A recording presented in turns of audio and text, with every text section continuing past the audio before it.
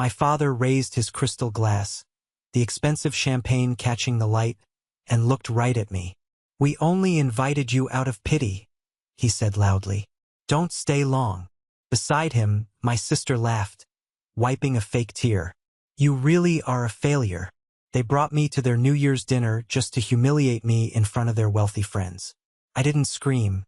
I just smiled, took a slow sip of my drink, and quietly walked out the door. What they didn't know was that I had the deed, the recordings, and the power to freeze their entire fake empire. 1 week later, the family cabin was sold. Their joint accounts were locked, and the bank statements started arriving. Before I tell you how their whole world collapsed, let me know where you are watching from in the comments below. I was sitting on the floor of my cramped Boston apartment, surrounded by stacks of yellowed archival documents. The radiator in the corner was clanking rhythmically, fighting a completely losing battle against the bitter December wind that was rattling the single-pane windows of my living room. My hands were dry and cracked from handling centuries-old paper all day at the museum, where I worked as a provenance researcher. It was a job I deeply loved, a job dedicated to protecting history and ensuring stolen artifacts were returned to their rightful owners. But my family never missed an opportunity to remind me that my salary barely covered the rent in a decent zip code, let alone afforded the luxury lifestyle they believed was our birthright. I reached for my mug of black coffee, my eyes burning from staring at the fine print of an 18th century shipping manifest, when I heard the sharp, metallic snap of the mail slot on my front door. A small pile of letters hit the entryway floor with a soft thud. I pushed myself up, my knees popping slightly in the cold apartment, and walked over. Amidst the brightly colored junk mail flyers and a past-due electric bill was a thick, cream-colored envelope. I recognized the heavy, expensive cardstock immediately. It was the exact kind of textured paper that people with old money use when they want their cruelty to look perfectly elegant. There was no handwritten address, no personal touch at all. Just my name, Claire Holloway, printed in crisp, black, machine-generated calligraphy. My stomach tightened into a hard knot. I didn't even need to open it to know what was inside, but I slid my thumb under the thick wax seal anyway. It was an invitation to the Holloway family's annual New Year's Eve dinner at the Connecticut estate. There was no personal note attached. "No, hope you are doing well, Claire. No, we miss you." Just the location, the time, and a strict formal dress code printed at the bottom. I stared at the heavy cardstock, feeling a familiar, heavy ache settled deep in my chest.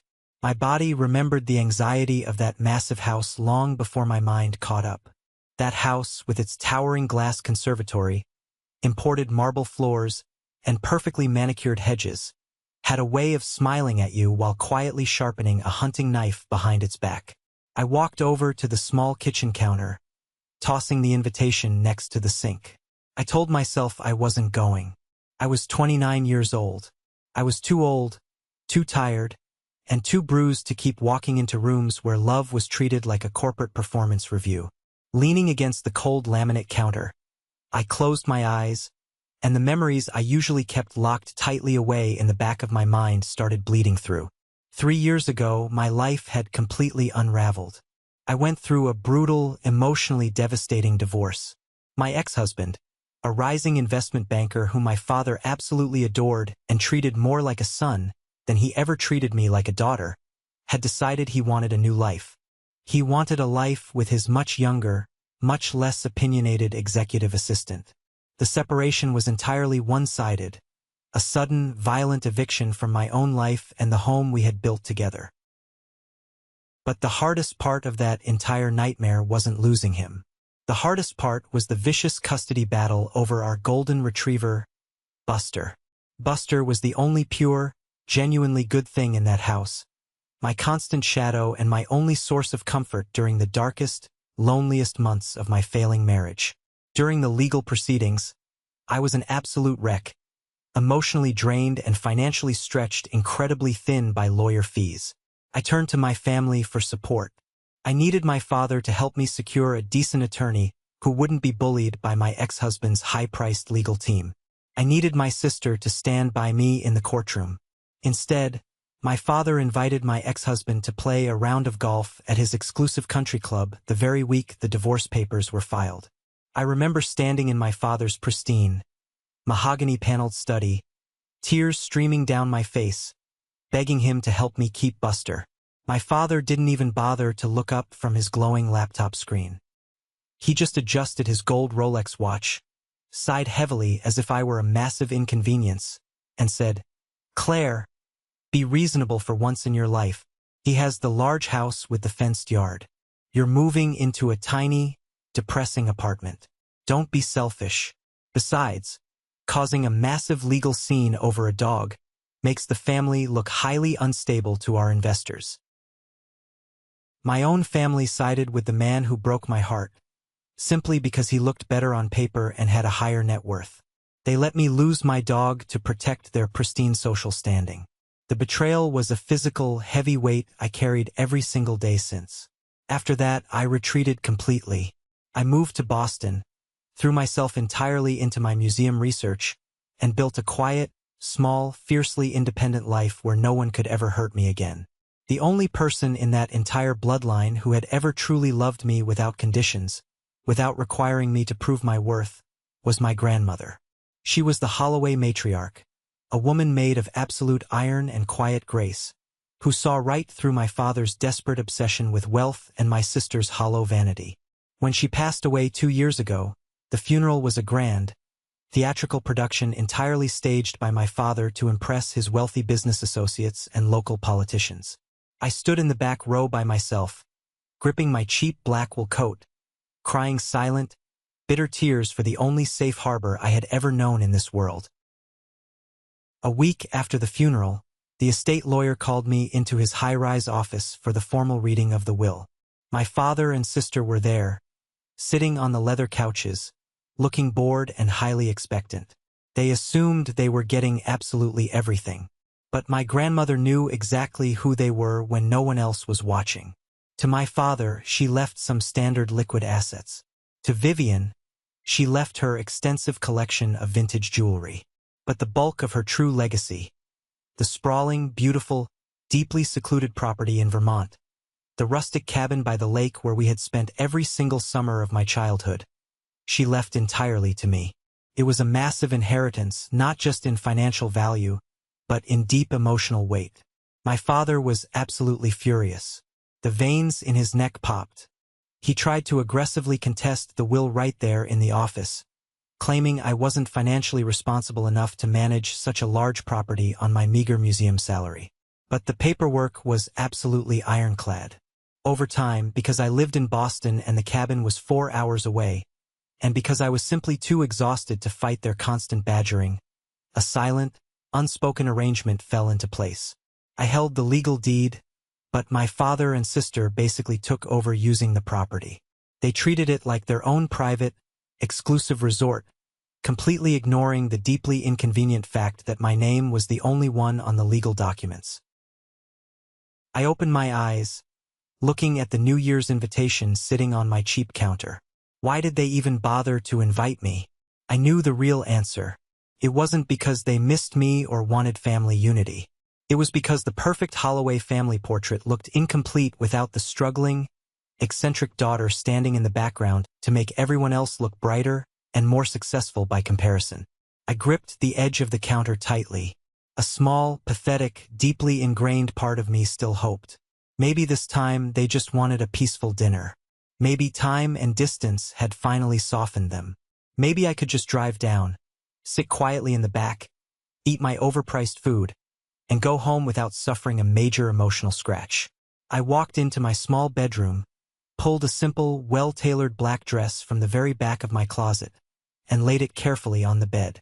I was going, but I promised myself as I zipped up the dress and pinned my hair back tightly against my scalp to look presentable, that I would absolutely not let them see me bleed this time. The drive down to Connecticut was long, dark, and bitterly cold. The heater in my 10-year-old Honda Civic struggled to keep the chill out as I drove down Interstate 84. By the time my tires finally crunched onto the long, sweeping, perfectly raked gravel driveway of the Holloway estate, the sky was a deep, bruised winter blue. The massive main house loomed in the distance like a fortress, but the real centerpiece of the night was the conservatory, a massive, custom-built glass and iron structure attached to the west wing. It was glowing brightly from the inside with soft, golden candlelight, looking exactly like a beautiful jewel box designed exclusively to make anyone standing on the outside feel utterly inadequate. I parked near the back, avoiding the line of luxury SUVs and imported sports cars, and walked up the stone steps. I handed my coat to a silent, white-gloved member of the catering staff at the heavy oak front door. The moment I stepped over the threshold into the conservatory, the air completely changed. The physical scent of the room hit me first, a heavy, intoxicating mix of expensive fresh pine garlands, roasted rosemary from the kitchen, melting beeswax candles, and the sharp, clean citrus of the dozens of potted orange trees lining the glass walls. It smelled exactly like generational wealth, and it smelled like 100 terrible childhood memories. There were about 20 or 30 people standing in the room. Business partners, local politicians, and wealthy socialites holding crystal flutes of imported champagne, their voices blending into a low, polished, highly practiced murmur. I stood near the entrance by a large fern for a brief second, closing my eyes and trying to steady my breathing before stepping into the line of fire. Then the invisible shift happened. It always did. The collective, subtle realization rippling through the room that the family outsider had finally arrived. My father, Richard Holloway, was standing near the massive, roaring stone fireplace. He held a heavy crystal tumbler of amber liquid, wearing a custom-tailored charcoal suit that fit perfectly over his rigid, commanding frame. He was holding court, telling a loud story to two younger men who were nodding with eager, desperate enthusiasm, hanging on to his every word. Beside him stood my younger sister, Vivian. She was draped in a backless cream silk designer gown, her blonde hair falling in perfect, effortless waves over her shoulders. She practically glowed with the arrogant, untouchable confidence of someone who has never once been told no in her entire life. Vivian spotted me first. Her eyes immediately dragged over my plain, sensible black dress, calculating its exact retail cost and finding it severely lacking in a fraction of a second. A brilliant, highly poisonous smile stretched across her perfectly painted face. "Ciele?" she called out, intentionally stretching my name out just enough to make it sound like a tedious inconvenience. "You actually came. We were taking bets." I forced a tight, polite smile, keeping my shoulders back, and walked toward them. "Invitations usually imply that you should show up, Vivian." "Good," my father said, cutting in smoothly before Vivian could respond. He gave me a slow, highly assessing look, starting from my practical, low-heeled shoes and ending at my unadorned neck. For a moment, I thought living in Boston had finally taught you how to avoid unwinnable situations. You look very comfortable, Claire." He didn't yell. My father never yelled in public. His absolute specialty was the quiet, surgical, smiling strike. It was textbook gaslighting wrapped perfectly in a compliment.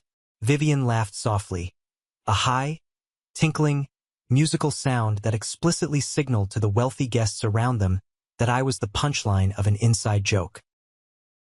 "I'm perfectly fine, Dad," I said, keeping my voice incredibly level despite the heat rising in my cheeks.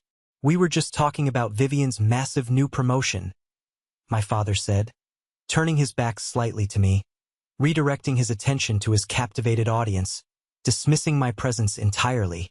"Director of Strategy for a global wellness brand. She truly understands value.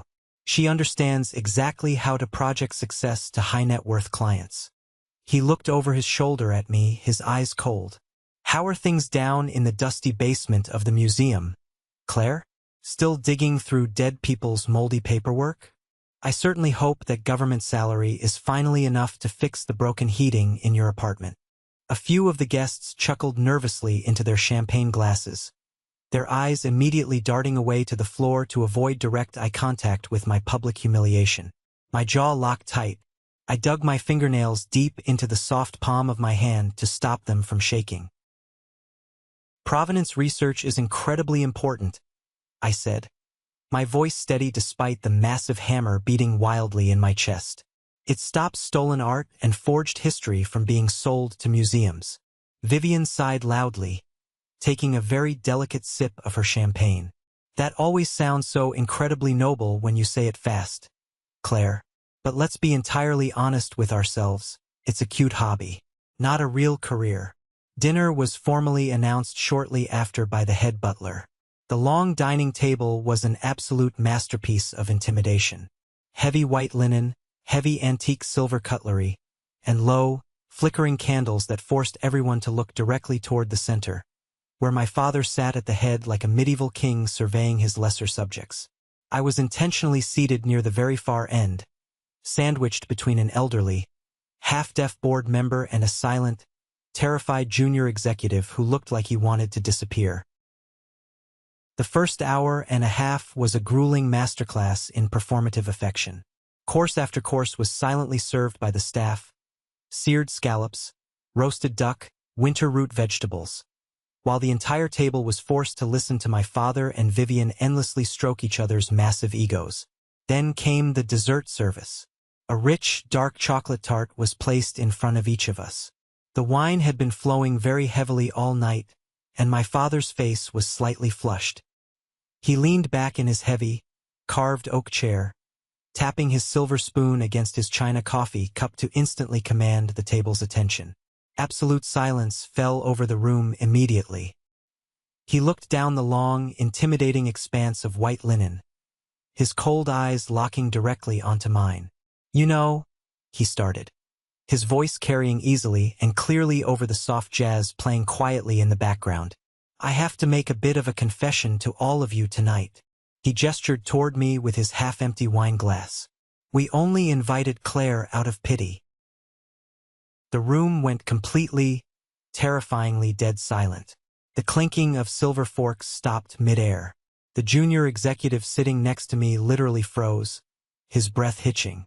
My father smiled, a completely cold, empty, terrifying expression. I told Vivian earlier today, it would look absolutely terrible if we started the new year without including her at least once. After all, every family has one child who severely struggles to find their footing in the real world. One child who mistakes aimless drifting for independence.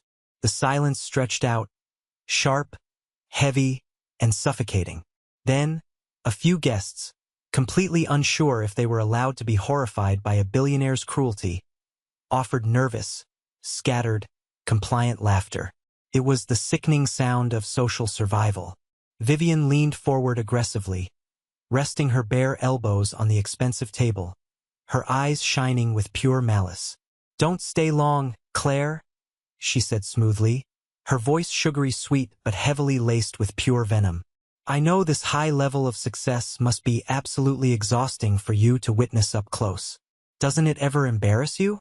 Walking into rooms like this and knowing deeply that you'll never be the person anyone is actually waiting for." I sat perfectly still. The blood roared violently in my ears. I looked slowly at the wealthy faces around the table. No one was intervening. No one was defending me. They were all willingly watching a blood sport, and I was the designated prey. In fact, Vivian continued loudly, turning her complete attention to a wealthy, older client sitting to her right, completely dismissing me again.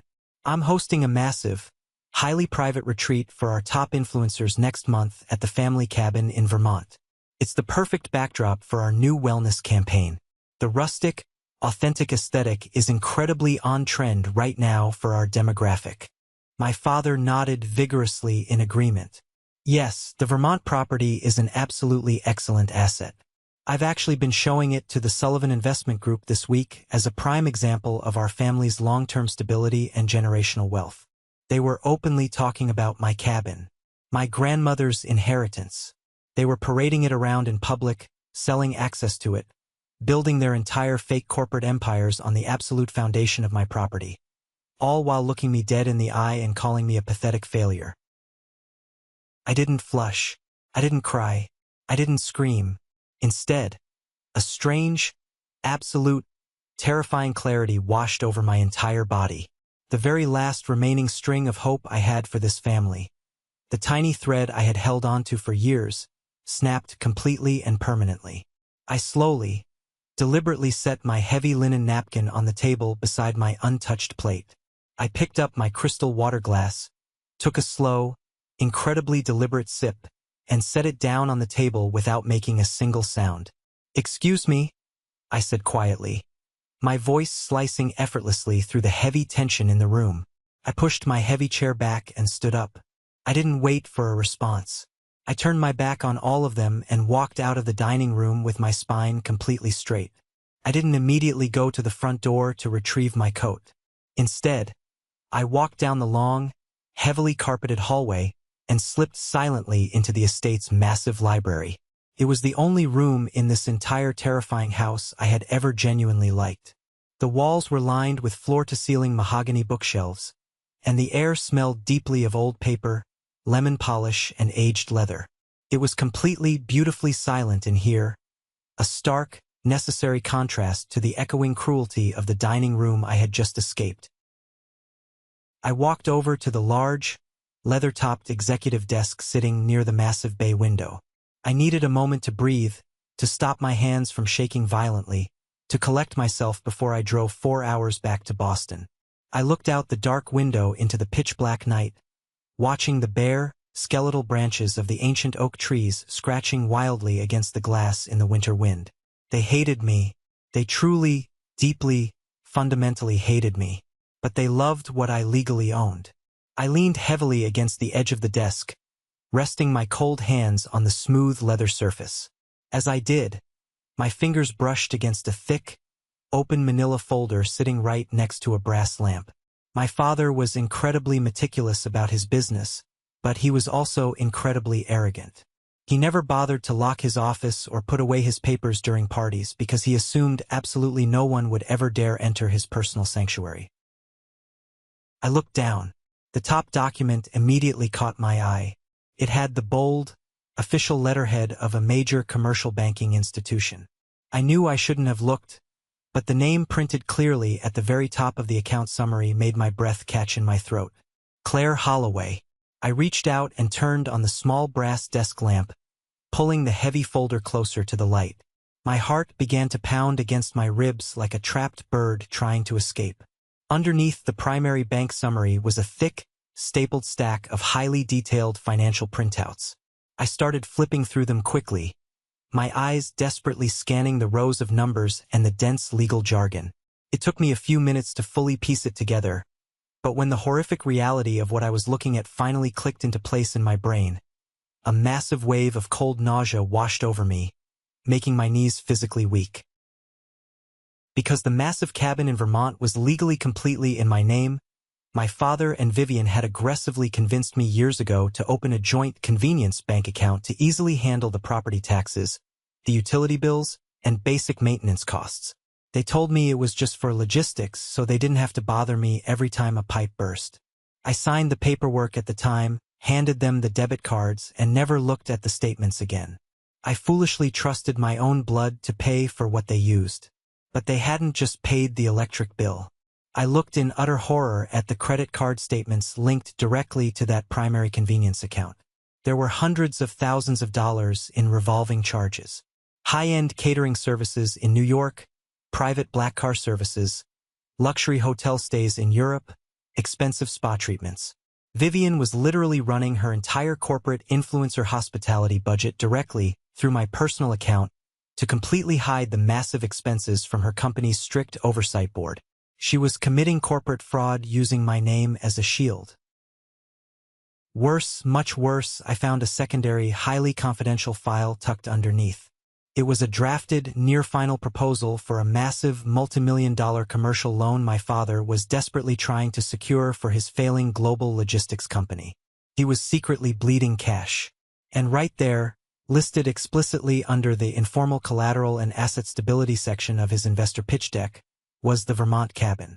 He was actively using the perceived ownership of my property to project massive financial solvency to his skeptical investors.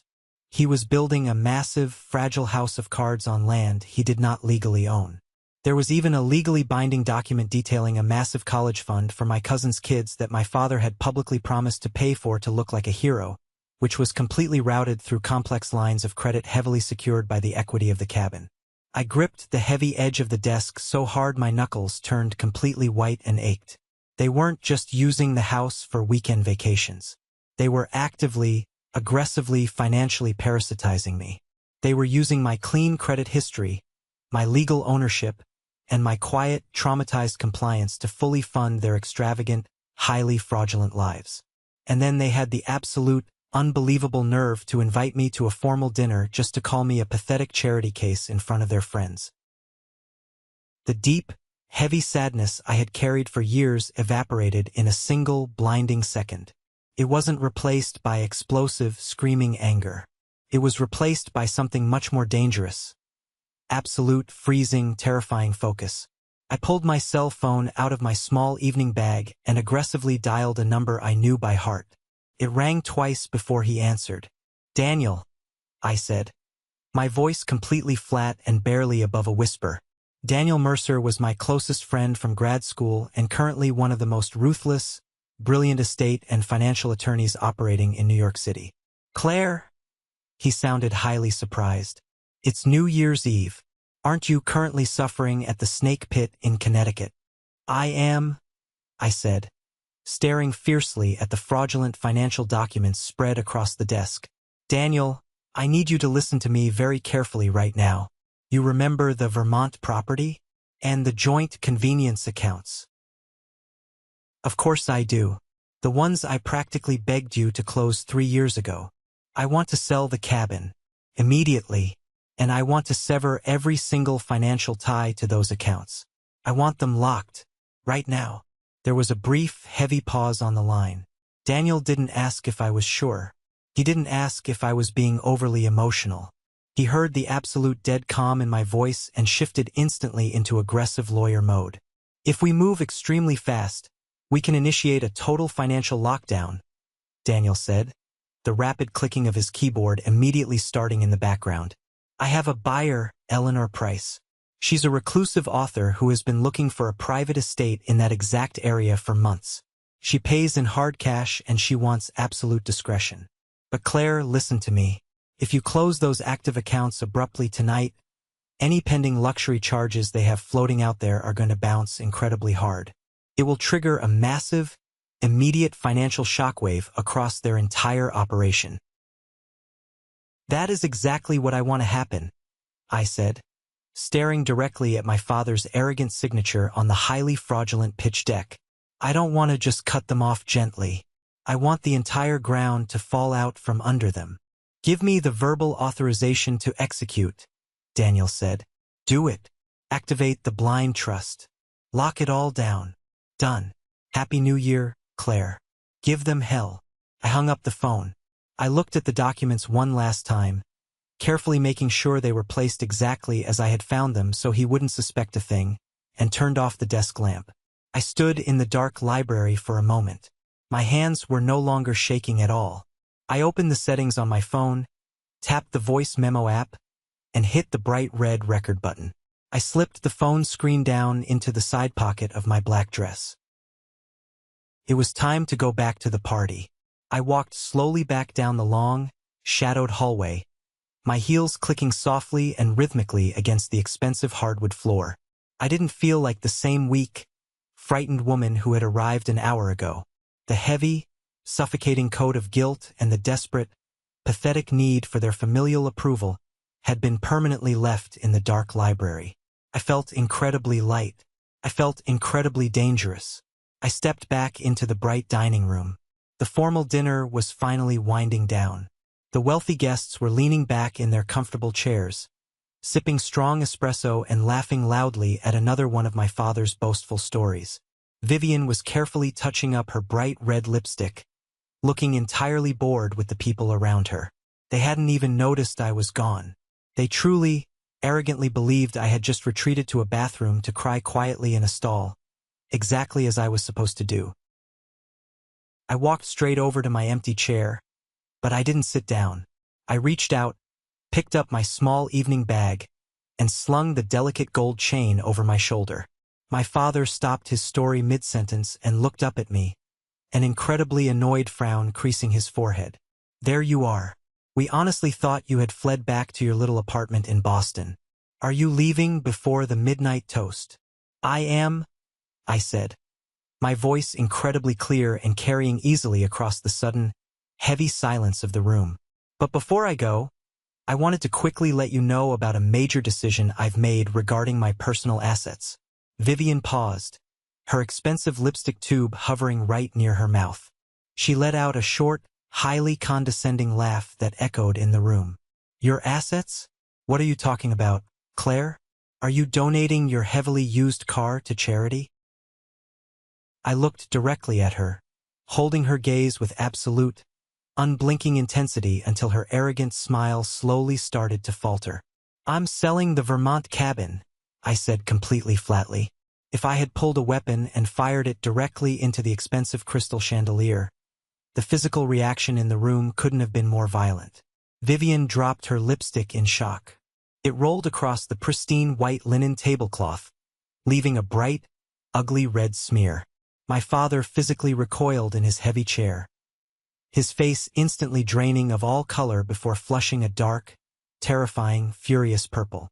The wealthy guests around them completely froze, suddenly acutely aware that they were permanently trapped in a vicious family war zone. That's not funny, Claire, Vivian snapped, her voice suddenly shrill and panicked. The polished, elegant persona completely vanished in a second. People are heavily booked there. My company has a massive executive retreat scheduled next month. You can't just joke about selling it.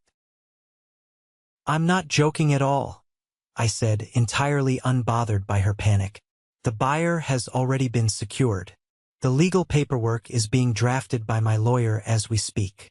My father stood up violently. The heavy oak chair scraped aggressively against the hardwood floor. He leaned far over the table, his eyes wide and wild, looking exactly like a desperate man who had just realized he stepped on a live landmine.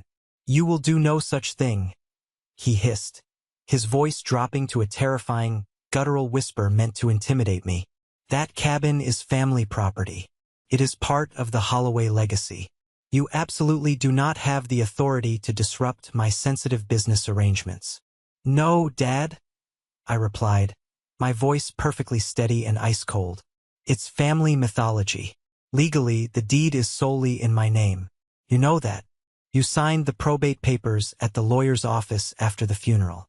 You know exactly who owns it. You vindictive little bitch. My father spat venomously, losing every single ounce of his refined, aristocratic charm. The wealthy guests looked away, utterly horrified, staring blankly at their dessert plates. Do you have any idea what you're interfering with right now? I am finalizing a major corporate partnership. They are fully expecting access to that property as collateral. Then you shouldn't have built your entire financial stability on collateral you do not legally own, I said, watching the thick vein pulse violently in his neck. Vivian was entirely out of her chair now, rounding the table aggressively toward me.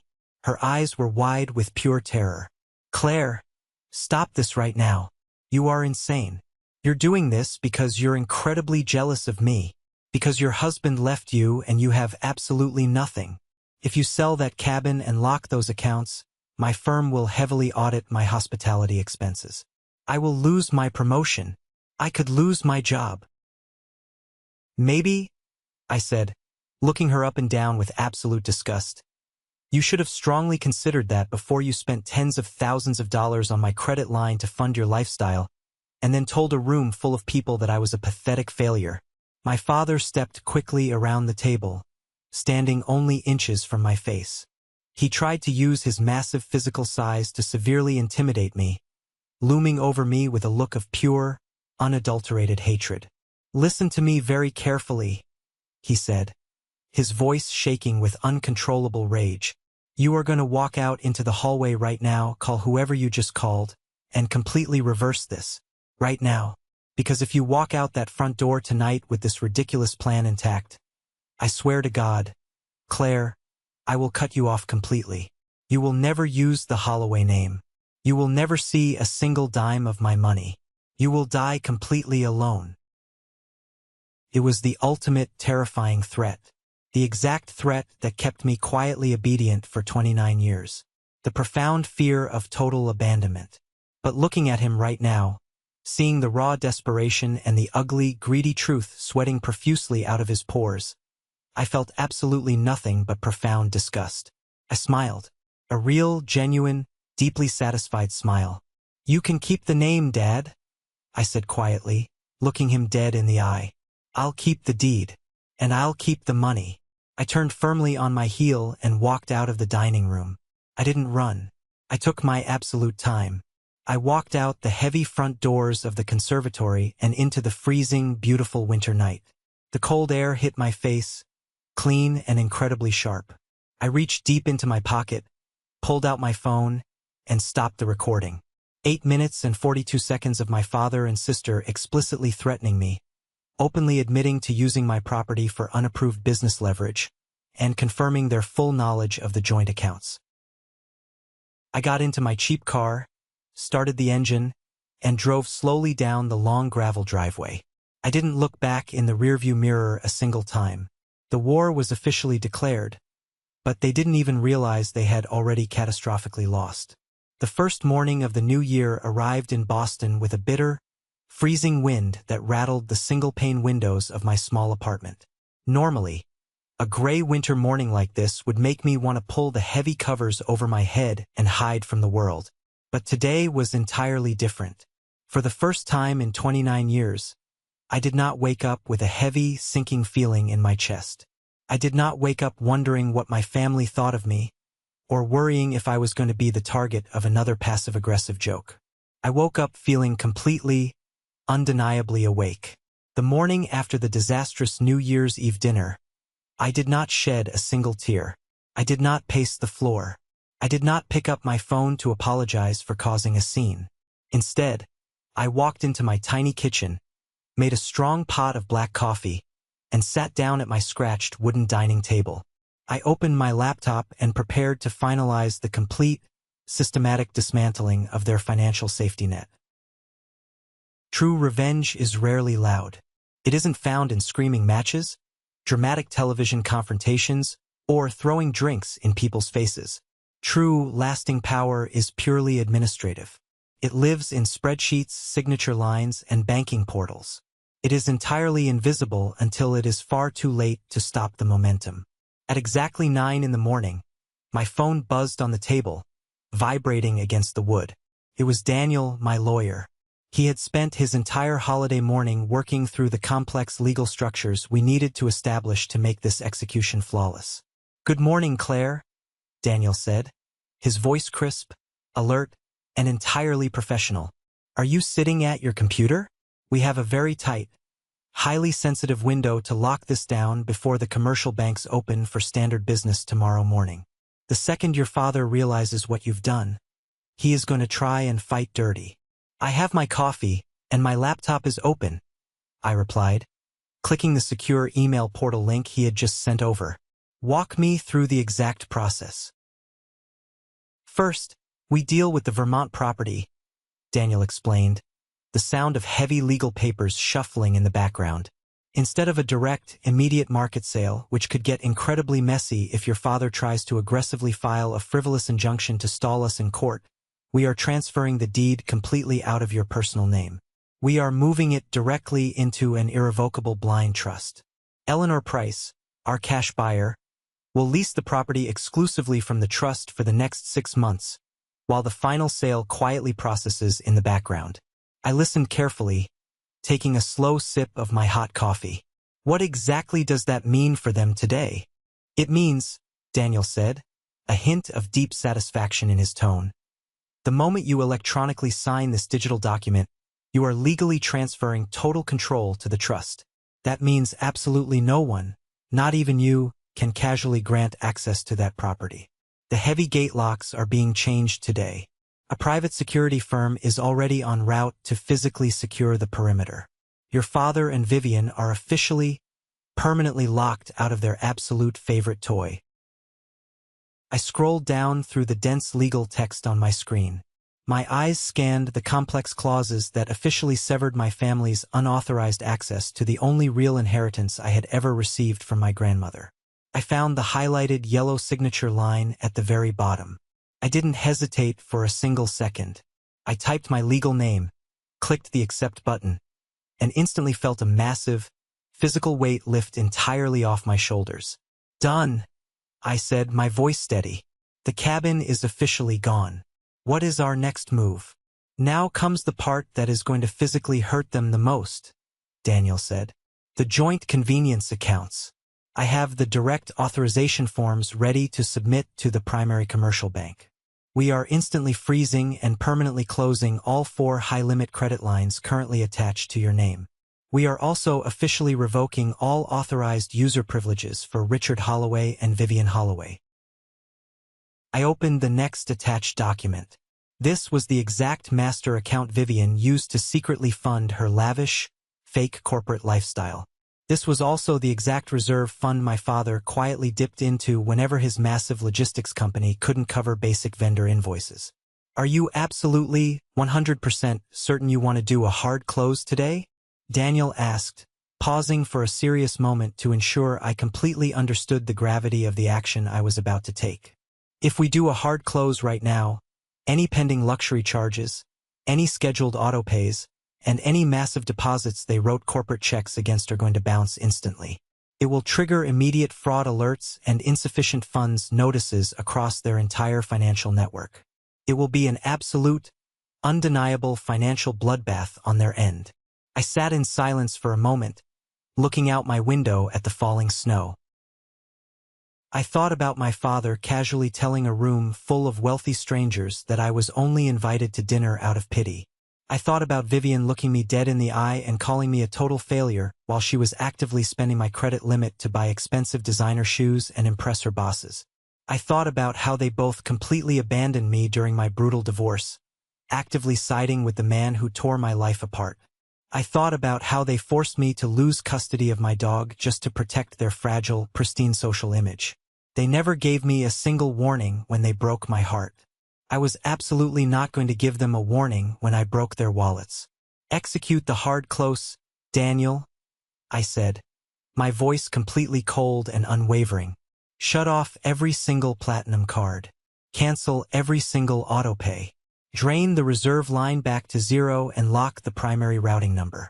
I want the financial umbilical cord completely, permanently severed. Executing right now, Daniel confirmed, the rapid clicking of his keyboard echoing over the phone line. I sat back in my wooden chair and watched the automated digital confirmation receipts flood into my email inbox one by one. Account closed. Access officially revoked. Card permanently terminated. Line of credit frozen. It took exactly 14 minutes to completely undo a decade of hidden financial parasitism. I didn't steal a single dime from my family. I didn't do anything even remotely illegal.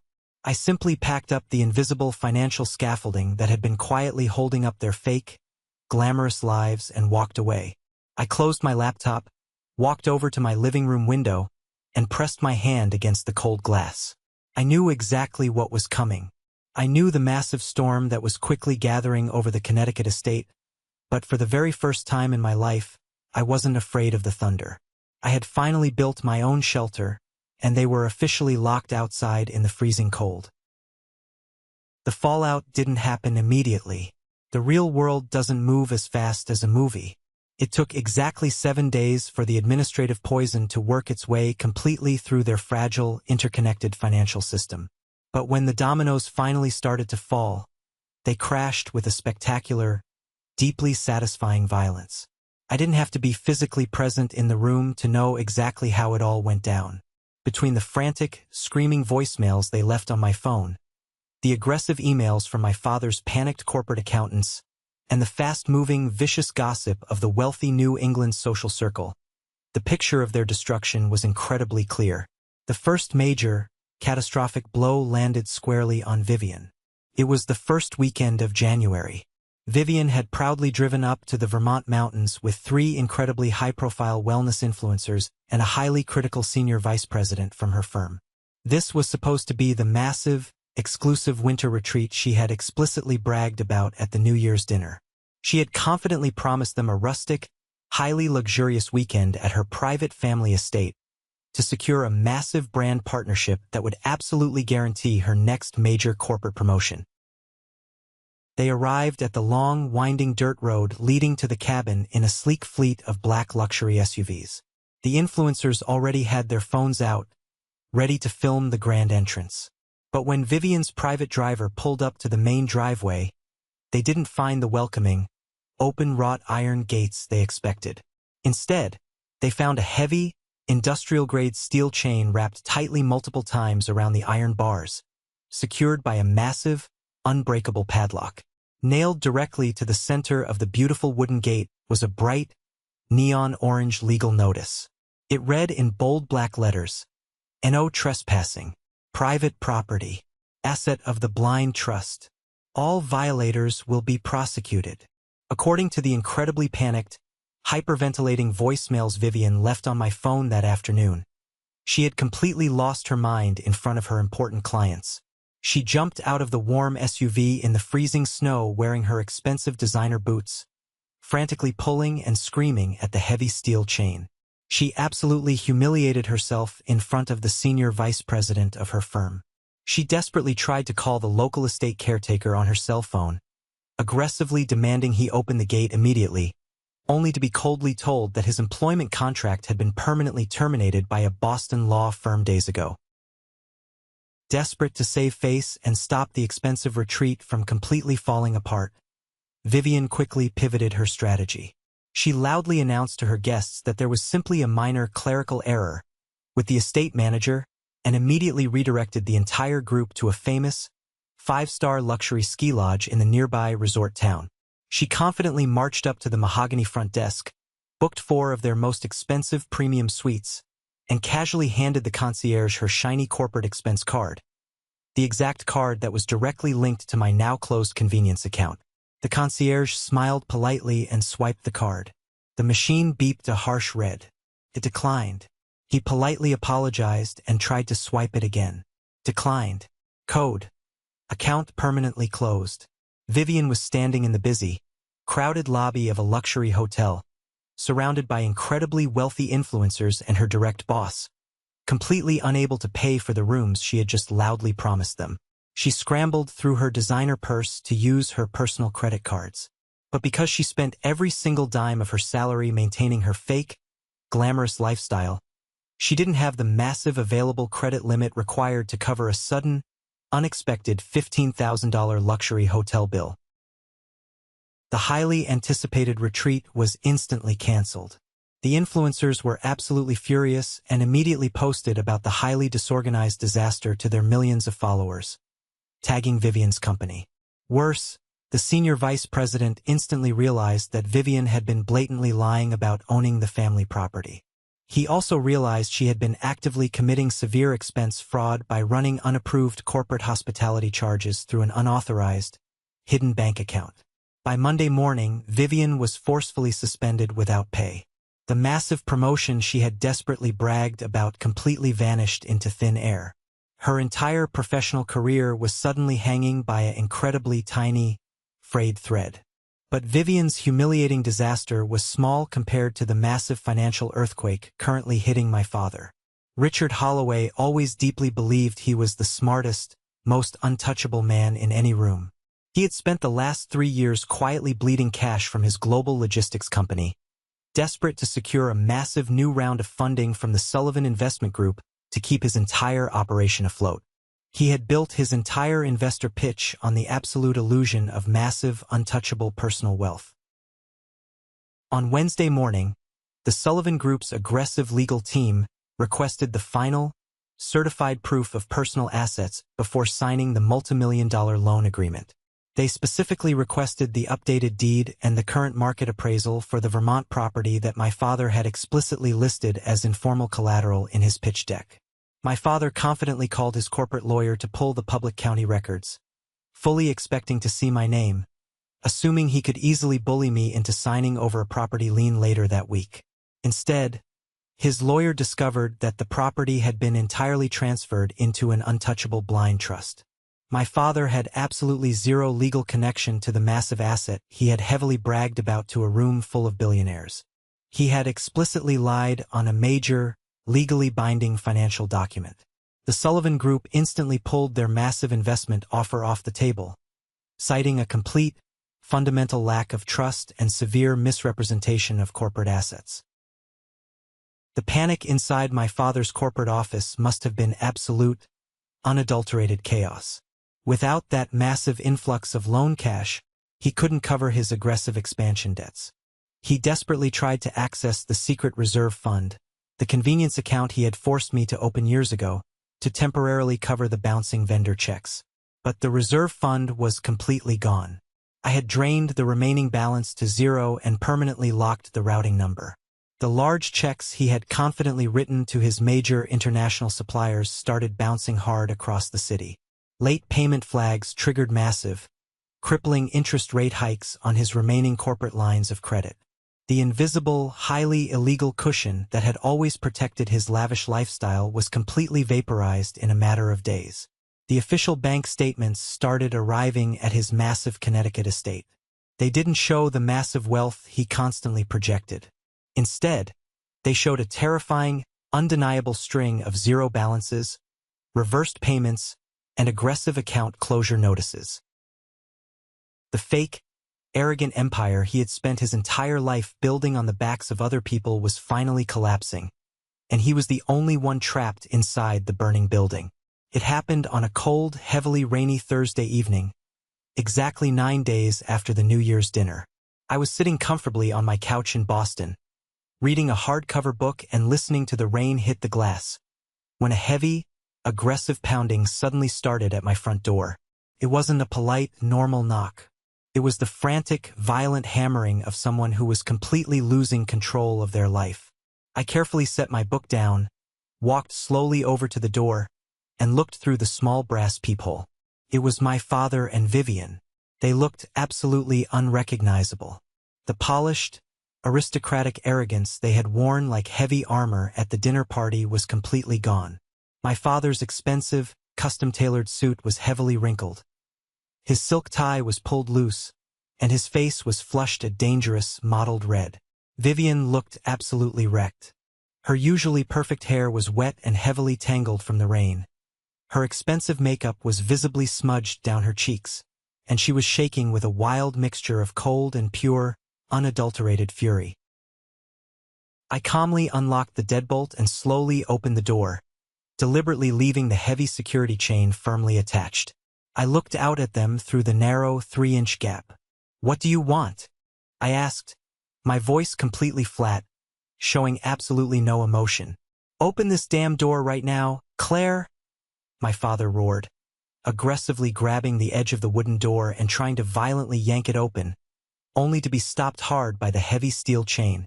"Open this door before I call the police and have them break it down. You're currently trespassing in my building," I said calmly, leaning slightly against the doorframe, totally unbothered by his rage.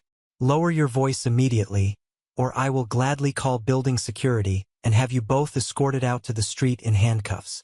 You ruined absolutely everything," Vivian screamed, pushing her way in front of my father, heavy tears of pure rage streaming down her face. "Do you have any idea what you've done to me? My firm officially suspended me. The board of directors is conducting a massive investigation into my expense reports. They are aggressively questioning every single client retreat I ever hosted. You completely destroyed my promotion. You destroyed my entire life." "I didn't destroy anything, Vivian," I replied casually, looking directly into her wide, panicked eyes. "You destroyed your own career the exact moment you decided to commit severe corporate expense fraud using a credit card that didn't belong to you. I simply closed an account that was legally mine. What you chose to illegally charge to it is entirely your problem, not mine. You stupid, vindictive little girl." My father spat, his voice shaking with absolute rage. He leaned incredibly close to the gap in the door, his heavy breath smelling strongly of expensive scotch and raw desperation. The Sullivan Group completely pulled out. My entire logistics company is facing a severe liquidity crisis because of your ridiculous, emotional stunt. You are going to call your lawyer right now. You are going to aggressively reverse that trust transfer, and you are going to reopen those credit lines, or I swear to God, I will completely destroy your reputation. I will hire a massive team of ruthless lawyers to drag you through the mud until you lose that pathetic museum job. I looked at him, studying the desperate, sweating face of the man who was supposed to love and protect me. I didn't feel intimidated. I didn't feel small. I felt incredibly, undeniably powerful. Drag me through the mud? I asked, letting out a short, completely cold laugh. You want to talk about aggressively destroying lives? Let's talk about my divorce, Dad. Let's talk about how you aggressively protected a cheating investment banker because he was good for your precious golf club connections. Let's talk about how you actively helped him secure full custody of Buster, breaking my heart into a million pieces, just because you thought a messy legal fight would temporarily embarrass you at the country club. You have been financially and emotionally bleeding me dry for years, and the absolute second I stop quietly subsidizing your fraudulent life, you call me vindictive.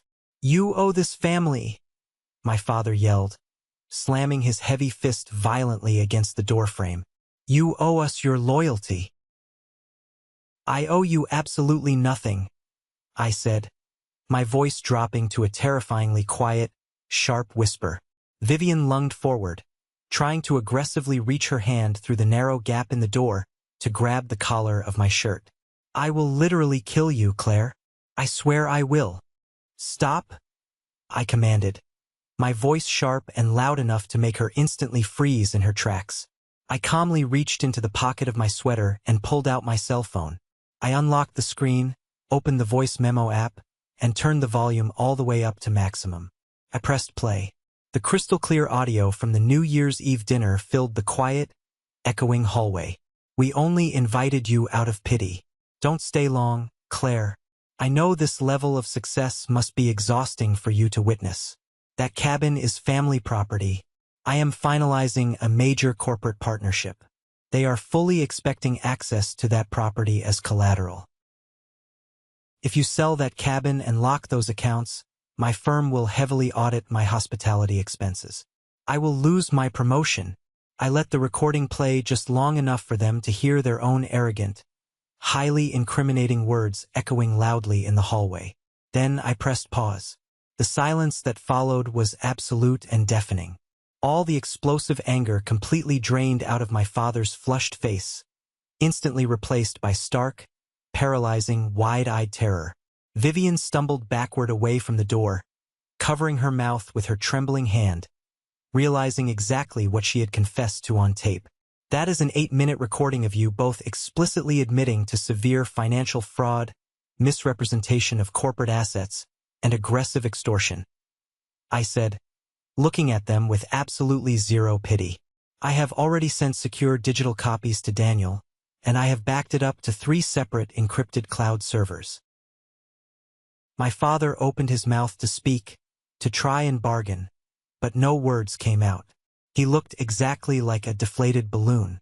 Here is exactly what is going to happen now, I said, firmly dictating the absolute terms of their surrender. You are going to turn around, walk out of this building, and drive back to Connecticut.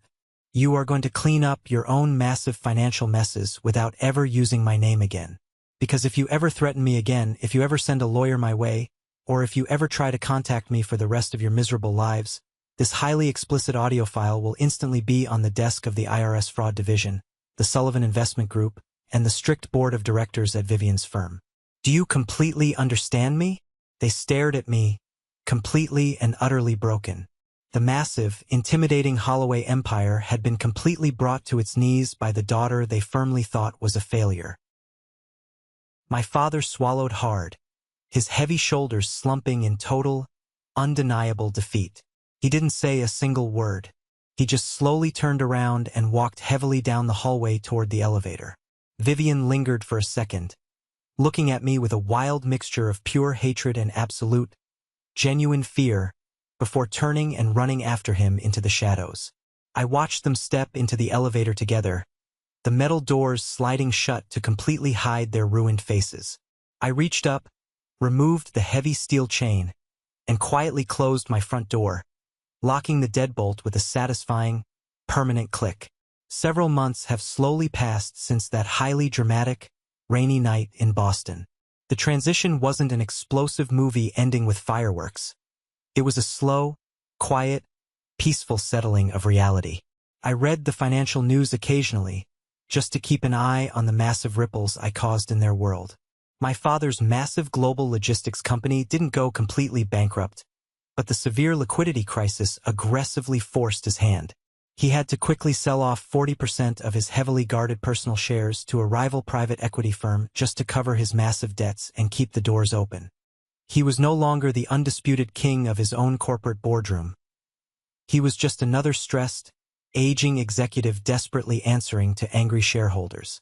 His massive Connecticut estate, the site of the dinner party, was quietly listed for sale last month. As for Vivian, she incredibly didn't get fired, but the damage to her professional reputation was absolute and permanent. The firm's strict internal audit uncovered years of highly questionable hospitality expenses.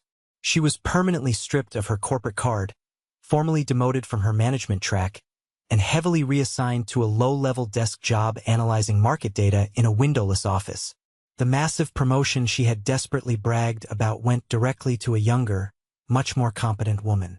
The glamorous, influencer-heavy lifestyle she had built entirely using my credit line completely evaporated overnight. I haven't spoken a single word to either of them since I closed my apartment door that night.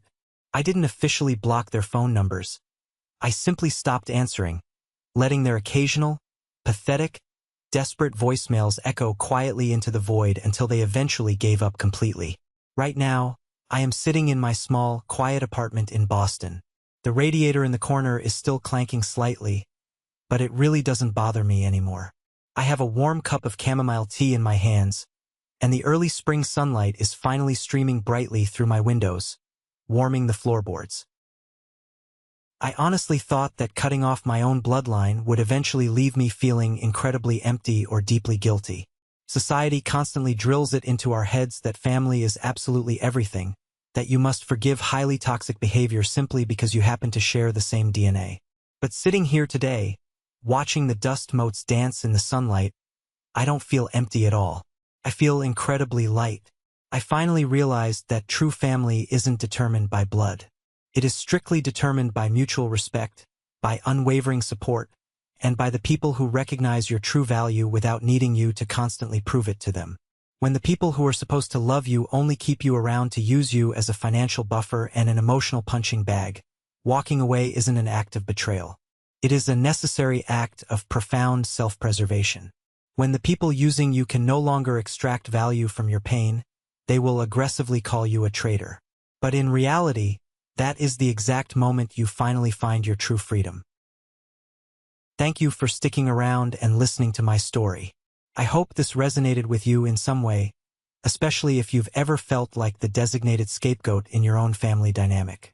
Have you ever found yourself in a similar situation where you finally had to cut the cord on toxic relatives who were using you? Let me know your experiences down in the comments. I read every single one of them. Now, if you made it all the way to the very end of this video, you are officially part of what I like to call the 1% Club. I have a special request just for you. Drop the letter W in the comments below. It stands for winner. It's our secret sign to recognize the incredible, resilient people who watched this entire journey and understand the true value of walking away from toxicity. If my story helped you, or if you just love a good comeback, please hit that like button and follow the channel. We have a lot more stories to share, and I'd love to have you along for the ride. Stay strong, protect your peace, and I will see you in the next one.